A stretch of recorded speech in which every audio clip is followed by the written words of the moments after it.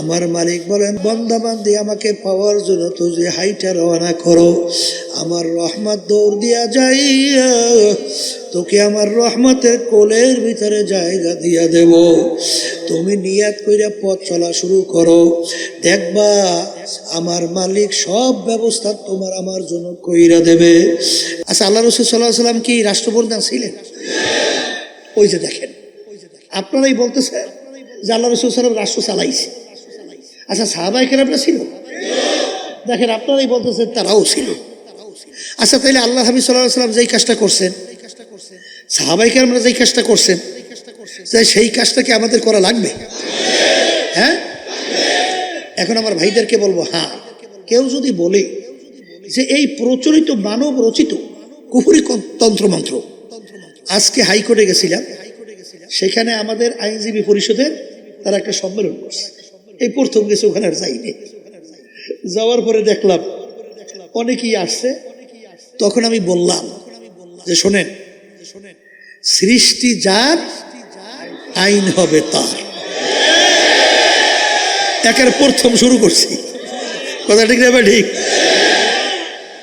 তখন বলতেছিলাম, সর্বনাইতে মনে পড়ছে আমার একজন, ওই আওয়ামী লীগ করে আর কি, অনেক আগে, সে আমার সেখানে বলতেছে, হুজুর আল্লাহ রাব্বুল আলামিন যেরকম যেরকম বলছে সবই আল্লাহর হুকুম অনুযায়ী চলার চেষ্টা করি, কিন্তু হুজুর রাষ্ট্র চালানোর ব্যাপারে আমরা একটু এই ধর্মনিরপেক্ষতাবাদ বা পরিচালিত গণতন্ত্র, হুজুর এই অনুযায়ী একটু চলি, এতে কোনো সমস্যা আছে? এইটা আমাকে বলে। তখন আমি বলতেছি, তোমাকে একটা প্রশ্ন করি, তাইলে অন্য অন্য সব ব্যাপারে আল্লাহ রাব্বুল আলামিন মানে পারে, সব ব্যাপারে আল্লাহ পারে, কিন্তু রাষ্ট্র পরিচালনার ব্যাপারে এখানে আল্লাহ পারো, এখানে আল্লাহ পারে না।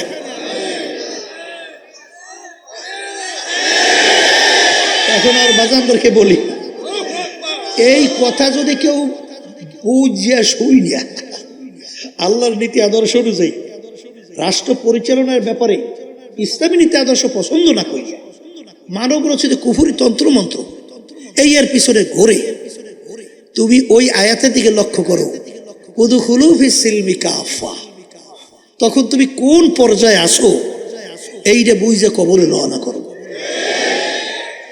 আমি ভুল বললে আমাকে ধরাইয়ে দিয়ে, আর ভুল না পড়লে সোজা হইয়ে কবরে যাইয়ে। বলেন কথা ঠিক না? ঠিক। উদখুলু ফিস সিলমি কাফা, পুরাপুরি দিনের ভিতরে ঢোকো। কিছু মানছো, কিছু মানো নাই, পুরা মুসলমান হইতে পারো নাই। কথা ঠিক কিনা? শোনেন, আল্লাহ রাব্বুল আলামিন আমাদেরকে হুকুম করছেন আকিমুস সালাহ, এই জন্য আমরা নামাজ পড়ি না, কথা কয় না। আল্লাহ রাব্বুল আলামিন বলছেন কুতিবা আলাইকুমুস সিয়াম, তোমাদের রমজান মাসে রোজা আমি ফরজ করছি, এই জন্য আমরা রোজা রাখি না, কথা বলে না। আচ্ছা, যাকাত দেওয়ার জন্য কি হুকুম করছে? হজ ধনী হইলে আদায় করার জন্য কি হুকুম করছে? এগুলো মানি কার হুকুম? তাই যেই মালিক আমাদেরকে নামাজের হুকুম করছেন, রোজার হুকুম করছেন, অন্যান্য ইবাদতের হুকুম করছেন, সেই মালিকই তো কুরআনুল কারীমের ভিতরে কি বলছেন? তোমরা দিনকে প্রতিষ্ঠা করো। দিনকে, দিন প্রতিষ্ঠা মানে কি? নিজে ব্যক্তি আমল করলেই হবে না, পরিবার পরিজন সমাজ রাষ্ট্রের মধ্যে তাম দুনিয়ার ভিতরে আন্তর্জাতিকভাবে দিন প্রতিষ্ঠার জন্যে তোমার সাধ্য অনুযায়ী তুমি চেষ্টা করো, কথা ঠিক কিনা? তাহলে ওইটা আমরের শিখা, ওইটা আমরের হুকুম, আর এইটা বুঝে আমর না, কথা কয় না। এই ব্যাপারে আপনি চেষ্টা করবেন না, তাইলে আপনি কি পূর্ণ দিনের ভিতরে ঝামেলা আছে না? না, নাই। এই জন্য আমার ভাইদেরকে বলবো, পর্দালে মা বোনরা তারা সব এইটা নিয়ে ঝামেলাটা বেশি, এই জন্য একটু বলতেছি, অনেকে আবার বিরক্ত হইয়েন না, কারণ এখানে আমরা আসছি দিন সম্পর্কে জানার জন্য। তা দিন সম্পর্কে এইটা না বলতে বলতে এখন আমাদের বিভিন্ন চিন্তার ব্যবধানতা এসে গেছে। এটা বলতে হবে, এটা দিনের একটা অংশ, কথা ঠিক কিনা? আচ্ছা, আপনি যে কথা বলেন যে প্রায় 550-র উপরে আয়াত আছে যেটা রাষ্ট্র পরিচালনার ব্যাপারে। এই আয়াতগুলো আপনি বাস্তবায়ন কেমনে করবেন? হ্যাঁ, কেমনে করবেন? এই জন্য আমার বাজানদেরকে বলবো, পর্দা আলে মা বোন যারা শুনতেছেন, যেই কথা বলতে চাইছিলাম, বলছি উদুখুলু ফিস সিলমি কাফা। তাহলে তোমরা পুরাপুরি দিনের ভিতরে কি ঢোকো। আর আল ইয়াউমা আকমালতু লাকুম দীনাকুম, দিন পরিপূর্ণ। এখন দিন কাকে বলে এইটা আমার জানার পরে আবার বলছি, অনেক নতুন বাজানরা আছেন, পর্দা আলে মা বোনরা আছেন, দিনের ভিতরে আল্লাহ পুরো ঢুকতে বলছেন এবং দিন পরিপূর্ণ। ওই যে আল্লাহ রাসূল সাল্লাল্লাহু আলাইহি ওয়াসাল্লাম সাহাবায়ে কেরামদেরকে নিয়ে মজলিসে বসা, ওমর রাদিয়াল্লাহু তাআলা আনহু তিনি ওই মজলিসের মধ্যে ছিলেন। এক ব্যক্তি আসছে, সাহাবায়ে কেরামরা বলতেছেন ব্যক্তিকে আমরা কেউ চিনি না, ব্যক্তি মদিনা শরীফের লোকও না, যদি মদিনা শরীফের লোক হতো আমরা চিনতাম।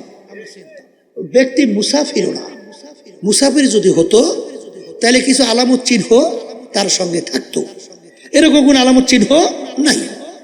ব্যক্তির পরনের ভিতরে পোশাকাদি সাদা দবদবে, একেবারে পরিপাটি, মাথার ভিতরে চুলগুলো কালো বিছবিছে, একেবারে সাজানো গোছানো। তাইলে ব্যক্তি গাইসা সরাসরি যাইয়া আল্লাহ রাসূল সাল্লাল্লাহু আলাইহি ওয়াসাল্লামের হাঁটু মুবারক এসে হাঁটু মুবারক মিশিয়ে পড়ছে। অন্য রায়াতের ভিতরে আসছে আল্লাহর হাবিবের 2 হাঁটুর উপর হাত রাখছে। কথা ঠিক না বেঠি? হাদিস সহি না গায়রে সহি? কথা কয় না? হ্যাঁ, এখন আল্লাহ রাসূল সাল্লাল্লাহু আলাইহি ওয়াসাল্লামের সঙ্গে হাঁটু বরাবর যখন মিশিয়ে বসছেন, বসার পরে সাহাবায়ে কেরাম দেখতেছেন ব্যাপার কি, এই ব্যক্তি কে, এত বড় সাহস আল্লাহর হাবিবের সঙ্গে ঢেসে দিয়ে বসছে। তাহলে বোঝা গেল ব্যক্তি আল্লাহ রসুলের সঙ্গে আগেই পরিচয় আছে। কারণ পরিচয় ব্যক্তি ছাড়া, চেনা ব্যক্তি ছাড়া কেউ আপনার ভিতরে গাড়ির ভিতরে ডইলে ঢেসে বসতে পারে? তাহলে আগে থেকেই পরিচয় আছে। আগন্তুক ব্যক্তি 3টা প্রশ্ন করছে আল্লাহ রাসূল সাল্লাল্লাহু আলাইহি ওয়াসাল্লামকে। এর ভিতরে একটা প্রশ্ন যে মাল ঈমান ইয়া রাসূলুল্লাহ, আল্লাহ রাসূল সাল্লাল্লাহু আলাইহি ঈমান কাকে বলে? ঈমানের সঙ্গে আল্লাহ হাবিব বললেন, বলার পরে ওই প্রশ্নকারী বলতেছে সাদাকাতা ইয়া রাসূলুল্লাহ, আল্লাহ রাসূল সাল্লাল্লাহু আলাইহি ওয়াসাল্লাম আপনি সত্য বলছেন।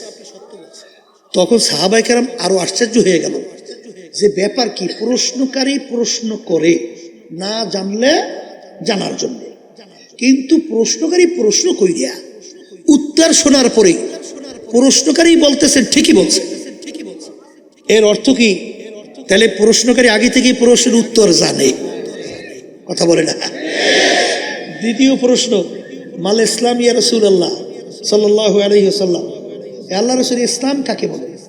আল্লাহ রাসূল সাল্লাল্লাহু আলাইহি ওয়াসাল্লাম বিভিন্ন আমলের কথা বললেন, আল্লাহ রাসূল ঠিকই বলছেন। 3 নম্বর প্রশ্ন, মাল ইহসান ইয়া রাসূলুল্লাহ, হুজুর ইহসান কাকে বলে? আল্লাহ রাসূল সাল্লাল্লাহু আলাইহি ওয়াসাল্লাম বলেন, আনতা আবুদাল্লাহ কাআন্নাকা তারা ফা ইল্লাম তাকুন তারা ফা ইন্নাহু ইয়ারা। এমন ভাবে তোমরা আল্লাহর ইবাদত করো ওয়াকে মনে হয় যেন আল্লাহকে দেখতেছো। ওই অবস্থা ভিতরে তৈরি না হলে অন্তত এতটুকু খেয়াল করো, যদিও নাকি আল্লাহকে দেখি না কিন্তু আল্লাহ তো আমাকে দেখে। এই 2 অবস্থার বাহিরে কোনো ইবাদত কবুল হবে না। বলেন ইবাদতের অবস্থা কয়টা? সবাই মুখ খুলে বলেন কয়টা? হয়তো আল্লাহকে দেখতেছি অথবা আল্লাহ আমাকে দেখতেছি। এই 2 অবস্থার বাইরে কোনো ইবাদত কবুল হবে না। নামাজও কবুল হবে না, রোজাও কবুল হবে না, অন্য হজ সহ অন্য ইবাদত কবুল হবে না। হয়তো আল্লাহকে দেখতেছি, বলেন বলেন, অথবা আল্লাহ আমাকে দেখতেছে। এক শ্রেণী বর্তমানে কিন্তু আছে, এই যে তাসাউফ, এটা কিন্তু অস্বীকার করে। ইহসান এমন মানতেই চায় না। কথা ঠিক না? ঠিক। ইবাদতের ভিতরে অবস্থান কয়টা? 2টা না? কয়টা? একটা বাহ্যিক, একটা ভিতরগত। আপনি নামাজেদার হইছেন, বাহ্যিক ফরজ আছে না? কাপড় পাক, জাগা পাক, কেবলামুখী হইয়া দাঁড়াইতে হবে, দাঁড়াইয়ে নামাজ পড়া, রুকু করা, সিজদা করা, কথা কয় না? এই এই যেখানে জোরে তেলাওয়াত জোরে করা, সহিভাবে তেলাওয়াত করা, কি আছে না নাই? এইটা হলো বাহ্যিক, এটা কি? আর নামাজের ভিতরে খুশু খুশু হুজুরি কল, এইটা কি? গোপনীয় আমল। এটা কি? আল্লাহ রাসূল সাল্লাল্লাহু আলাইহি ওয়াসাল্লাম কি বলেন? লা সলাতা ইল্লা বিহুজুরিল কলব। যেই নামাজের ভিতরে হুজুরি কলব থাকবে না, খুশু খুজু থাকবে না, সেই নামাজ তুমি পড়বা ঠিকই, নামাজ হবে না। কথা কয় না? তাইলে ইবাদতের অবস্থা কয়টা? আবার কর না, এই দুই অবস্থার বাইরে কোনো ইবাদত গ্রহণযোগ্য হবে হবে না। তাহলে এখন কি পাইলেন? ঈমান, ইসলাম, ইহসান। এই তিনটা জিনিস যখন বললেন, আগন্তুক ব্যক্তি চলে গেছে। কি করছে? চলে গেছে।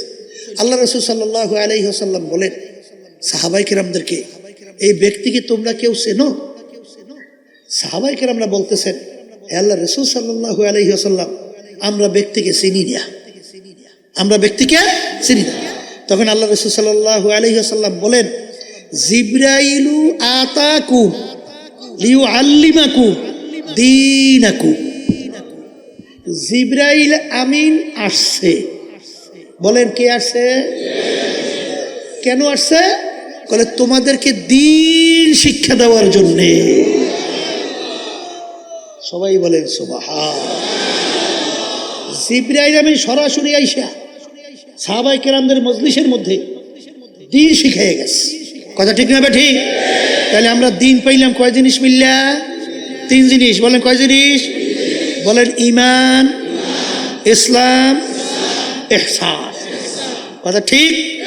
আর আমি কি বলছিলাম? আল ইয়াউমা আকমালতু লাকুম দীনাকুম ওয়া আতমামতু আলাইকুম নি'মাতি ওয়া রাদিতু লাকুমুল ইসলামা দীনা। তাহলে দ্বীন পরিপূর্ণ। আর তিন জিনিসের নাম কি? দ্বীন। কথা ঠিক না? ঠিক। এখন আমার বাজানদেরকে বলবো, পর্দা আলে মাহমুদরা শুনতেছেন, শোনেন। আল্লাহ রাসূল সাল্লাল্লাহু আলাইহি ওয়াসাল্লামের মৌলিক চারটা কাজ ছিল। কয়টা? মুখস্থ রাখেন। 1 নম্বর দাওয়াত, 2 নম্বর তালিম, 3 নম্বর তাজকিয়া নফস। কথা ঠিক? 4 নম্বরে জিহাদ।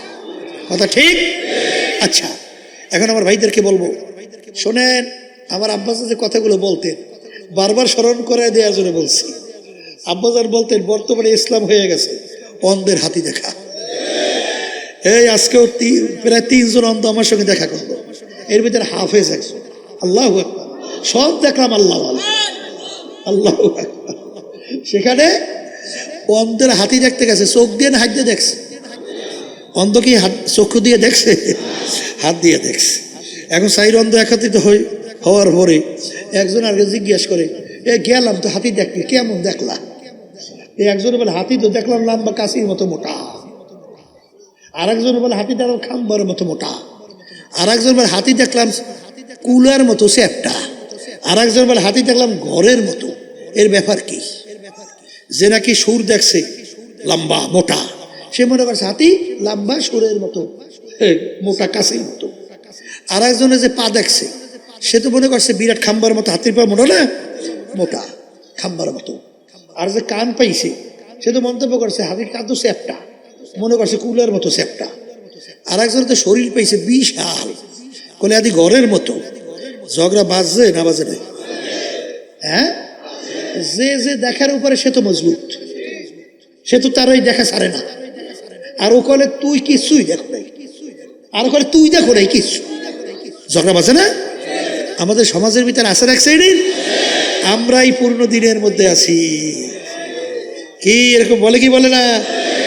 হ্যাঁ, এখন কেরা পূর্ণ দিনের মধ্যে আছে, এই আলোচনা শুনলেই বসবে। কথা ঠিক কিনা? চোখ খোলা ব্যক্তি পাশ দিয়ে যায়, এত চোখ দিয়ে দেখে, বলে এই তোরা ঝগড়া করস কেন? বলে ভাই আমি দেখলাম হাতি এরকম, ও বলে এরকম, ও বলে এরকম, ও বলে এরকম। চোখ খোলা ব্যক্তি বিষয়টা বুঝতে পারছে। আসলে ওরা তো চক্ষু দিয়ে হাতি দেখে নাই, দেখছো তো হাত দিয়ে তোগাই। হ্যাঁ, তাই যেরকম হাতে পাইছে ওরকম মন্তব্য করে। বলে তোরা ঝগড়া করিস না, আসলে পূর্ণ হাতি তোরা কেউ দেখো নাই। ওই চাইরো জিনিস মিললা তার নাম হইল হাতি। বর্তমানে এক শ্রেণী আমার বাজানরা শুধু দাওয়াতের মধ্যে আছে, শুধু তালিমের খবর নাই। যদি সূরা জিজ্ঞেস করেন, মাসালা জিজ্ঞেস করেন, তখন দেখবেন আর কিছু পারে না। আসতে কয় ওদিকে নামাজের ভিতরে কেরাত সহিভাবে তেলাওয়াত করা কি বলেন ফরজ? নামাজই হবে না। কথা ঠিক কি না? আপনি যদি ইবাদতের ভিতরে জরুরি মাসালাগুলো না জানেন, তাহলে আপনি ইবাদত করবেন কেমনে? এই ক্ষেত্রে যে আমার আব্বাজান বলতেন, চরমনের কোনো মুজাহিদ মূর্খ থাকতে পারবে না। প্রত্যেকটা মুজাহিদকে আলেম হতে হবে। এটা কিন্তু দাওরা হাদিস কামেল পাশের আলেম না, আমল করার জন্য যে আলেম, ওইটা শিখতেই হবে। অনেকে শুনছি যে আপনারা সাপ্তাহিক তালিমে যান না, হালকায় যান না। হে, তালিম হালকায় যান না, তাহলে আপনি আলেম হবেন কিভাবে? সদিকিন বন্দাদের সংস্পর্শে পাইবেন কিভাবে? শোনেন নাই ঘটনা?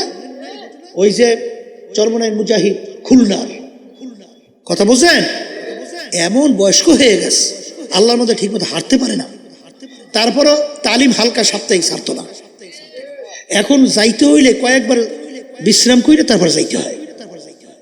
এখন ইসমাইল সাহেব রহমতুল্লাহ আলাই তিনি বলতেছেন, বাজান আপনি তো বয়স বেশি হয়ে গেছে, এখন আপনি না গেলেও তো হয়। কলে হুজুর আল্লাহর কুতুব ওনার দাদাজানের কথা বলছিলেন, ইসহাক সাহেব রহমতুল্লাহ আলাই বলছেন, নাজের আব্বাজানের কথা বলছেন যে বাজান তোমরা যদি এক তালিম হালকায় থাকো, এরপর অন্য তালিম আসার মাঝখানে যদি তোমরা ইন্তেকাল করো, তাইলে তুমি তলেবে ইলম হিসাবে শহীদি দরজা পাইয়া বিনা হিসাবে বেহেশতে যাবে। কারণ তলেবে ইলম যে ইলমে দ্বীন শেখে, এই অবস্থায় যদি কেউ দুনিয়া থেকে বিদায় হয়, সে শাহাদাতের দরজা পাবে। কথা কয় না? তাহলে সেও তো তলেবে ইলম, সে তো সাপ্তাহিক তালিমের ভিতরে মাসালা শেখে, কোরআন কারীম সহি করে। কথা কয় না? জরুরি মাসালাগুলো জানে, তাহলে সেও তো তলেবে ইলম। এই আমি চাইতেছি আল্লাহ যেন আমাকে শাহাদাতের দরজা দান করে। আল্লাহু আকবার।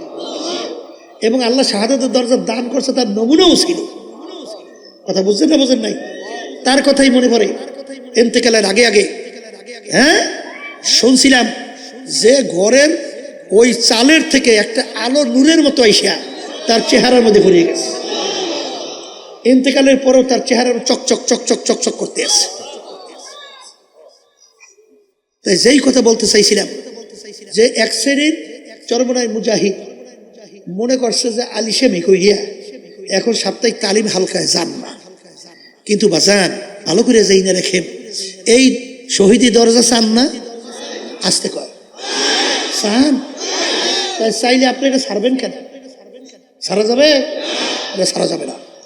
এই তালিম এবং হালকার ভিতরে থাকলে আল্লাহর ফজল করবে দেখা গেছে যে অনেক চরমনাইর মুজাহিদ রিক্সা চালায়, কিন্তু আল্লাহর রহমতে তার সুন্নাতের উপরে তার এত ইলম, কোনটা সুন্নাত কোনটা সুন্নাত না, কোনটা ফরজ না, কোনটা ওয়াজিব না, এই কোনটা এই মাকরু তাহরিমা এবং কোনটা সুন্নতে মুআক্কাদা, এইটা আল্লাহর রহমতে জিজ্ঞেস করার সঙ্গে সঙ্গে টাস টাস করে বলতে থাকে।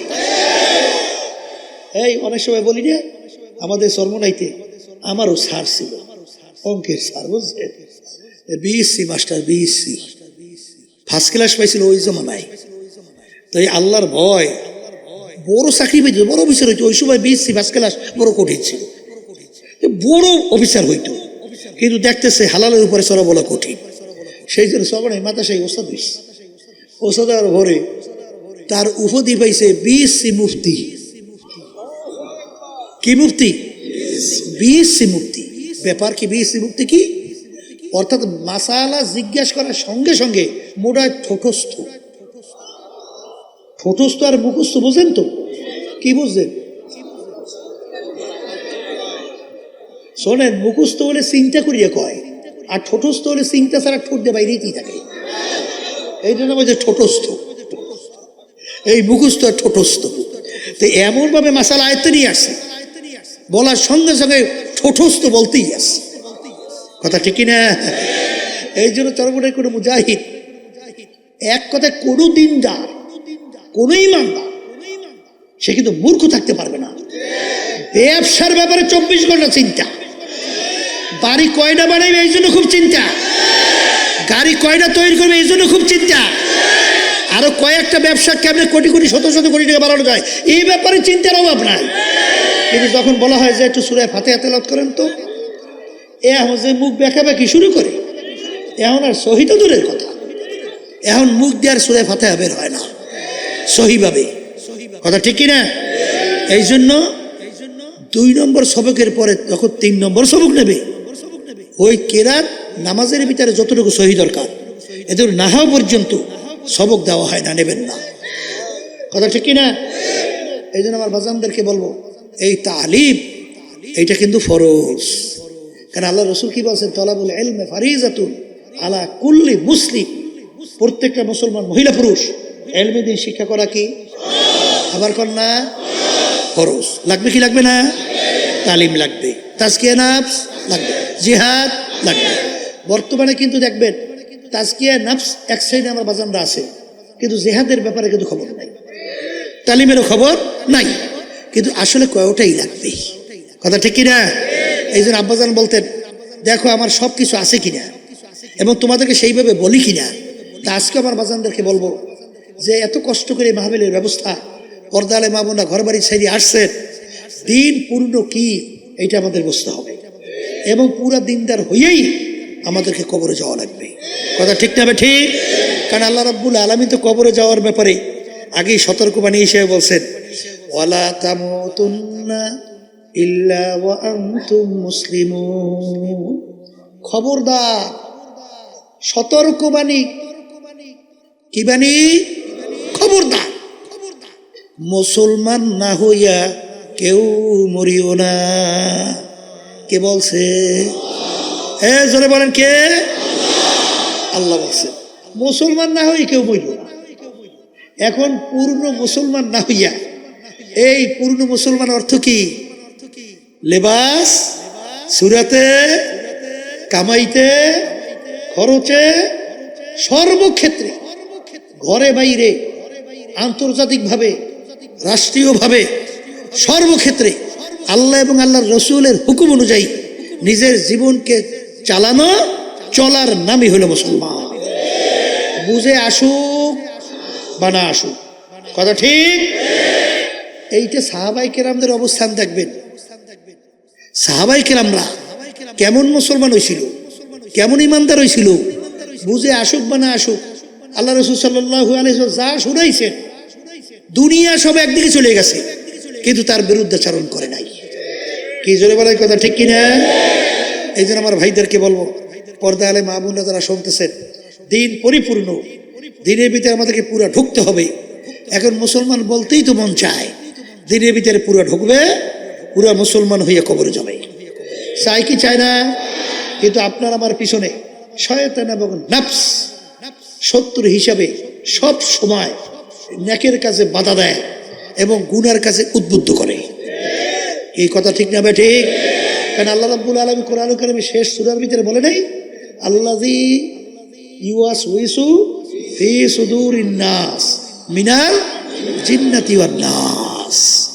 এখানে 2 ধরনের শত্রু, একটা হইল জিন শয়তান বলেন, আর একটা মানুষ শয়তান বলেন, এই আর একটা হইল নফসে আম্মারা শয়তান। কথা ঠিক না? ঠিক।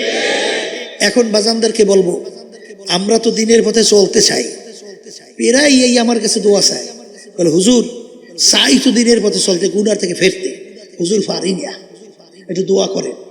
একজন আজকে বলতে আছে, হুজুর নামাজ টামাজ কিছু ভালো লাগে না।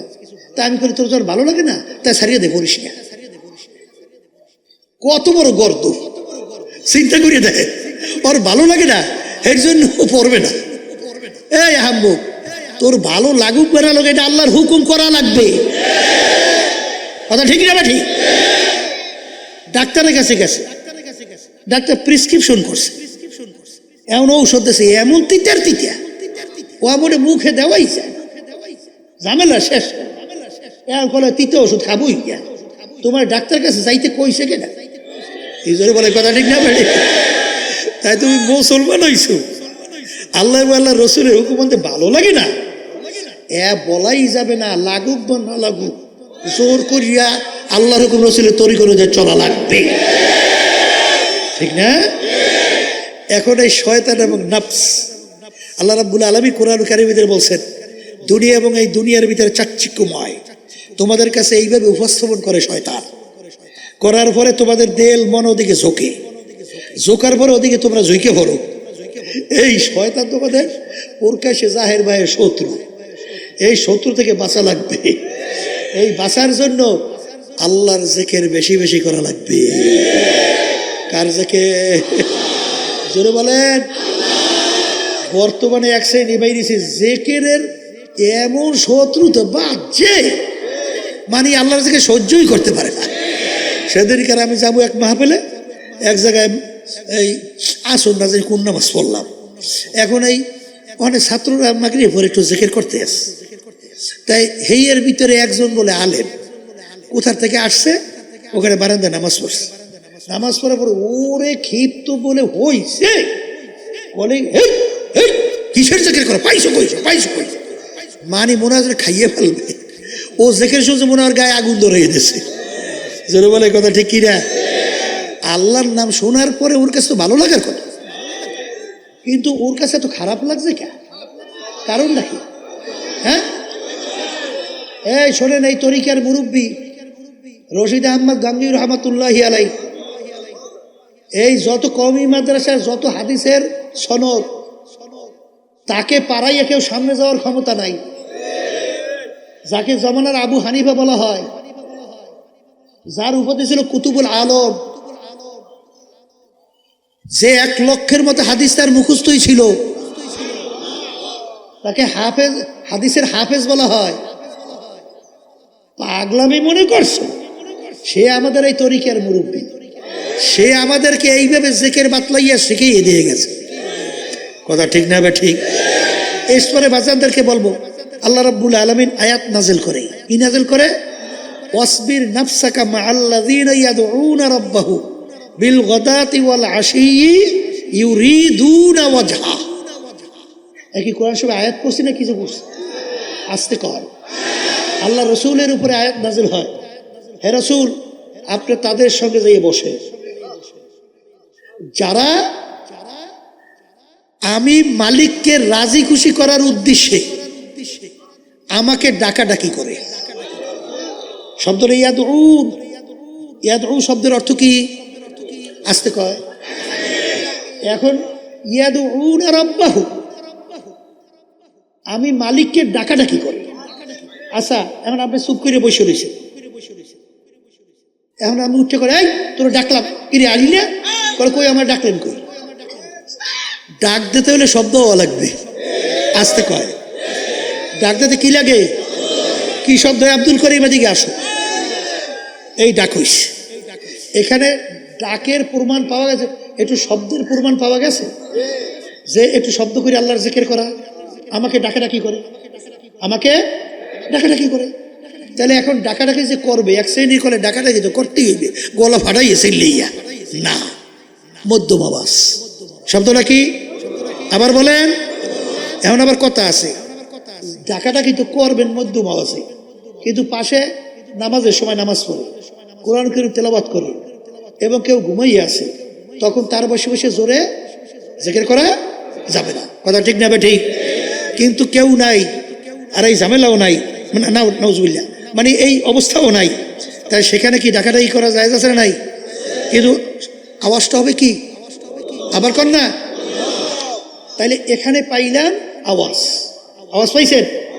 এবার আল্লাহ রাসূল সাল্লাল্লাহু আলাইহি ওয়াসাল্লাম মসজিদে নববীর ভিতরে ঢুকে দেখে একদল সাহাবায়ে কেরাম, এখানে একসঙ্গে জিকির করা জায়েজ নাই, একদলে বলে না।